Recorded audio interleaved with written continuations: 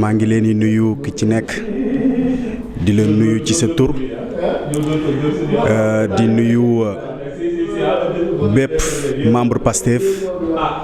di nuyu bépp kilifa diine man la seen rak seen mbokk patriote Niang Ballo di coordinateur u Pastef Savoie Haute-Savoie di membre Pastef France tey nag ñu ngi fii ci Lyon di def suñu réunion bi pour préparer le grand meeting de Auvergne-Rhône-Alpes te bëgg na ñëpp teewe ko en vue pour élire suñu candidat di le président Ousmane Sonko le soir du 24 février bu ko kenn tardé nag ku ci nekk na nga yor sa carte préparé ko le 24 février ñun ñëpp ñu ànd dem voter fal suñu président muy Ousmane Sonko pour le changement du Sénégal et c'est maintenant wasalaam. salaamaaleykum. ñu leen di nuyu ku nekk fi nga nekk sa tur ak sa sant di leen wax ne ñu ngi daje fi tey Lyon mais à l'échelle régionale Auvergne-Rhône-Alpes patriote yi fi nekk d'abord pour ñu xamante waxtaan ci projet président Sonko naka la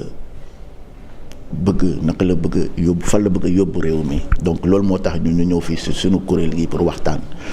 dafa di rencontre ba am solo pour ñun parce que doon na rencontre boo xam ne am na solo parce que ñu ngi gisante ñu ngi waxante ku nekk wax sa morom loo xalaat ak loo gis di wax ni président Sonko ak projet nii lañ ko mën a jàppalee pour yóbbu ko palais ñu ngi rafetlu trop rencontre yu mel ni on espère di xaar nit ñi ñëw waxtaan bi gën a neex jërë ngeen jëf. Bonjour tout le monde, moi je m'appelle Bamba Mbengue, je suis étudiant à Grenoble en informatique. Donc le sens de mon engagement, comme tout Sénégalais, primo Sénégalais là, donc situation Sénégal daf may intéressé. Et comme ñun suñu génération on n'a pas eu la chance gis am ay leaders yoo xam ne c'est des hommes de valeur yoo xam ne mën nañ leen def confiance yoo xam ne mën nañ leen wóolu comme ni ñuy wóoloo ñi nga xam ne suñuy waajur comme fi ñu leen tege yooyu noonu moo tax bu ñu amee chance gis loolu noonu sur Ousmane Sonko non seulement dañu war a voter pour lui mais dañ ko war a jàppale parce que am na certains gens yoo xam ne peut-être xamuñ ko, peut-être découvruñ ko, peut-être ils n'ont jamais entendu son discours. Donc moi je me suis dit que je suis convaincu certes, mais il suffit pas de rester convaincu, mais il faut aller sur le terrain. jéem a comme man ni ma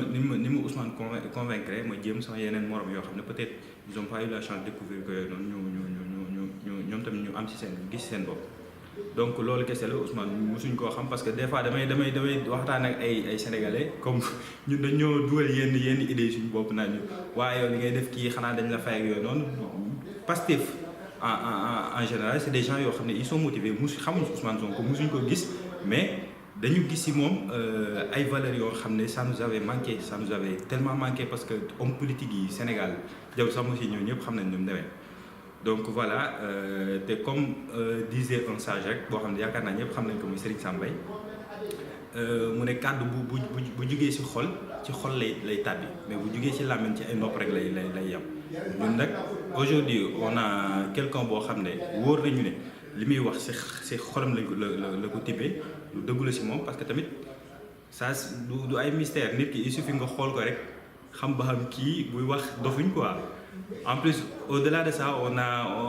a été allé voir son parcours et franchement, laf cat quoi. Donc voilà, Pastef nag li ma ci xalaat mooy li ci ñëpp xalaat comme ni ma ko waxee rek c'est des gens yoo xam ne Sénégal moo leen ñor bëgg nañ changer Sénégal ñu manko doon benn say pour jëmale dëkk bi kanam. waaw léegi gis nañu Ousmane Sonko mu ñëw def benn tournée en Europe. te gis nañ aussi naka la diaspora bi mobilisé woo par rapport à cette tournée là muy France muy États-Unis muy Canada et cetera yow ban jàngat nga ci mën am. parce que mu nekk nii diaspora lañ nekk ñu on est à l'étranger.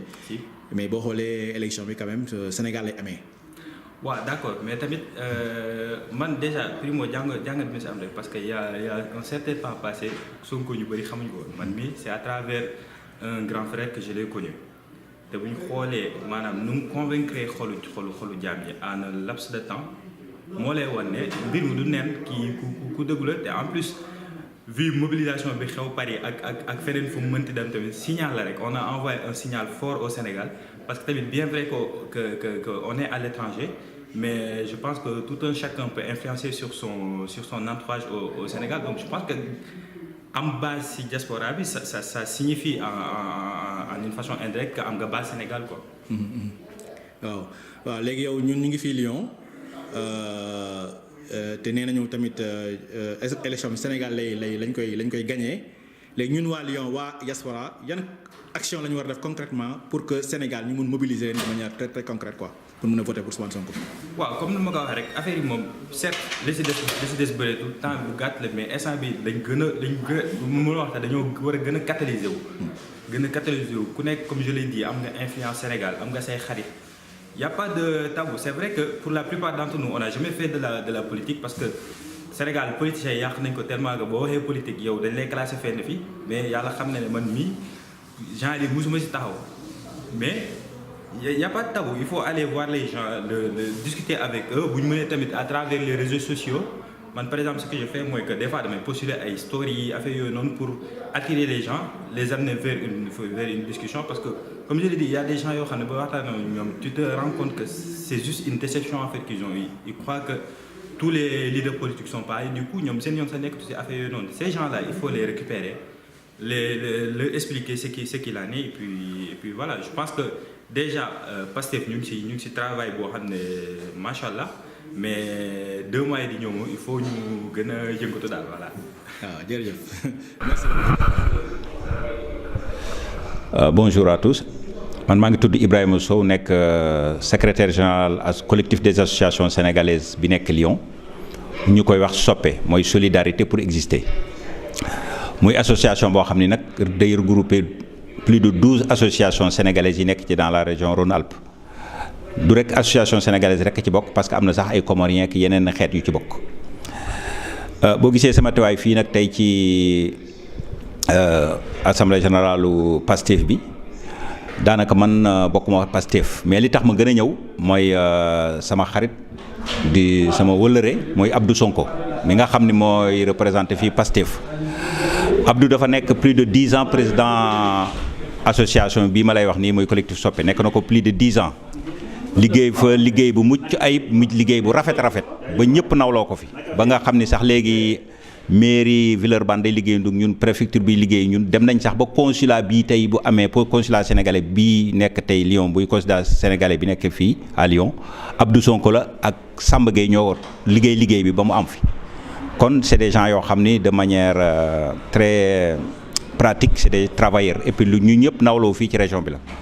moo tax tey bi mu wootee lu mel nii ànd ak kook ay xaritam ñi nga xam ne ñoom la ñu bokkal Pastef ñun suñu warugar moo ñu teew fi ndokkale ko jàppale ko ci liggéey bi ginnaaw même bu ñu politigul sax au moins ñu jàpp ci parce que Abdou jar na ko jaral nañu ko waaw loolu taxoon daal mooy sama teewaay fii tey. D'accord mais sinon naka nga gisee entrée Ousmane Sonko ci débat politique au niveau du Sénégal. ni ma ko jàngatee mooy c'est une nouveauté man loolu laa gis ndax nekk déjà ndaw nekk jeune. commencé politique ci ay jafe-jafe dem tey ba organisation bu toll nii muy Pastef et puis teg ko de telle manière que nga xam ni y a vraiment am na consensus que ñëpp xam nañ ni tey pour le moment mënatoo wax politique Sénégal di ko ci génne. donc man je pense que def na liggéey bu mucc ayib te ñi ànd ak moom tamit def nañ liggéey bu mucc ayib parce que ci li ma dégg xaw ma nag am na wala amul mais xam naa ni ay nitam moom Pastef la ñu àndal comme ni seen parti bi tuddee parce que ñoom ci seen wàllu bopp ñooy cotiser pour ñëw ci seen i meeting loolu moom dégg naa ko ci ñoom. te loolu bariwul Sénégal lu ñu ko xamee politique parce que ñaare li ñu tàmmoon mooy politiciens yi ñoo doon def tout pour que militants yi ñëw yaa ngi dégg mais bi yoon moom dafa dem ba nga xam ne gars yi seen Pastef ak seen gëm li ñuy def tax na ba ñoom ñooy def seen i propre moyen comme tey nii sax réunion bii fi am nii Abdou ci boppam def naa ak ay xaritam ñoo ànd def lépp def naa laajuñ dara tey pour Ousmane Sonko jàppale leen donc c'est une nouvelle façon de faire de la politique au Sénégal et puis basé ko je pense sur des valeurs ak sur ci ay xalaat dal voilà ak yu bind livre kii di waxtaan ak nit ñi daal voilà man noonu laa gisee. D'accord loolu yéen comme yéen ñi féetee fii France nekk ci au niveau des associations. waaw nga xam ne da ngeen di confronter ak Sénégalais yi ak seen réalité. dëgg la ak difficulté yi fi am yëpp. dëgg la xam ni aussi en même temps ni ngeen koy defee fii doon ngeen koy defee Sénégal. dëgg la la ngeen doon. ban message ngeen di wax waa Sénégal par rapport ak acteurs yu bees yu mel ni Ousmane Sonko. waaw li ma mën a wax parce que man mënuma appeler à voter pour quelqu'un waaw parce que man membre associatif la donc ci ni ma mën a waxee daal mooy que ni képp koo xam ne kii tey jóg nga bëgg laaj réew mi te conditions yi permettre la ko nañ def tout pour ñu mën la ko jàppale parce que defe naa tey Sénégal bu nekk am nga foo bokk am na koy soutenir donc ñun suñu suñu waxtaan fii mooy ci en tout cas ci diaspora bi fii ñun li ñu gëm mooy ku nekk daal mën a jot carte d'électeur am mën a dem voter kala neex et que acteur politique yi itam teg waxtaan wi ci respect mutuel waaw mu nekk loo xam ne daal képp koo xam ne kii bëgg nga def sa candidature daal nga mën ko def ci jàmm ñu def élection yi ci jàmm ku gagné ñoo xam ne moo gagné ci jàmm ba yàlla def daal jàmm ci réew mi ñun daal loolu la ñuy ñaan. ok ça merci beaucoup. waa kay jërëjëf. jërëjëf asalaamaaleykum mbokku Sénégal mbokku bitim réew yéen ñi ñuy seetaan ñoo ngi leen di nuyu. Abdou damay kontaan trop ci tontu sa laaj bi may laaj man maa ngi tudd Abdoulahat Ndiaye man je suis de Grenoble laa nekk fa laay militer maa ngi bokk ci biir Pastef nekk ci biir organisation bi donc je suis aussi bon loolu jarul wax sax sénégalais mouride aussi xam nga xam Ousmane Sonko aussi xam ko à travers les combats xam ko aussi personnellement parce que avant may engagé wu quand même j'ai pris le temps d'aller au Sénégal de le rencontrer gis ko waxtaan ak moom ci plein de sujets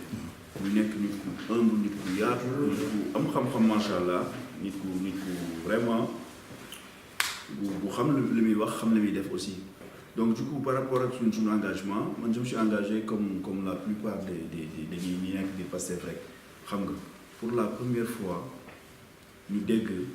un discours bu nga xam ne si ça colle avec à nos rêves pour la première fois ñu dégg un discours boo xam ne wawasilati abdun laday mubadalo rabbi karimul wasior wa yubadalo wawasilati abdun laday mubadalo dayqi wa faqri khada salama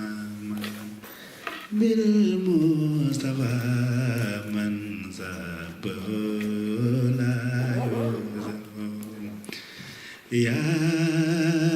rabbi salli ala al-habib muhammadin wal ali wal ashabi man qad fudilu ya rabbi salli ala al-habib muhammadin wal ali wal ashabi man qad fudilu aska salatil ma salamil wal tudim ridwanu ya man liwajika لك كالكلي لك جثتي لك نيتي لك غربتي ومواتني والمنسل هب لي دامة ما تحب وترتضي في مسكني تبلد لك تنذرا أنك ارتقالي وارتقالي راضيا وإليك قاتيا راضيا والمنذرا Alors, ça c'est les patriotes. Nous, on est des mourides, on est des talibés, on est des sénégalais, on est des tidjans, on est des laïens, on est des ndiassènes, on est de toutes les catégories sociales même. Hein? Et de toutes les appartenances religieuses aussi au Sénégal. Ce qui nous lie est beaucoup plus fort que ce qui nous différencie. Et ce qui nous lie, c'est le pays, c'est le Sénégal, c'est la patrie. Et on est tous là parce que nos cœurs ont répondu à l'appel des patriotes. Parce que pour la première fois au Sénégal, on a entendu un discours de vérité, un discours qui colle avec la réalité de ce qu'on est en train de vivre. Un discours qui, pour une première fois, nous dit les mots de notre société, sans tabou et de manière chiffrée, sereine. Donc si on est tous là aujourd'hui,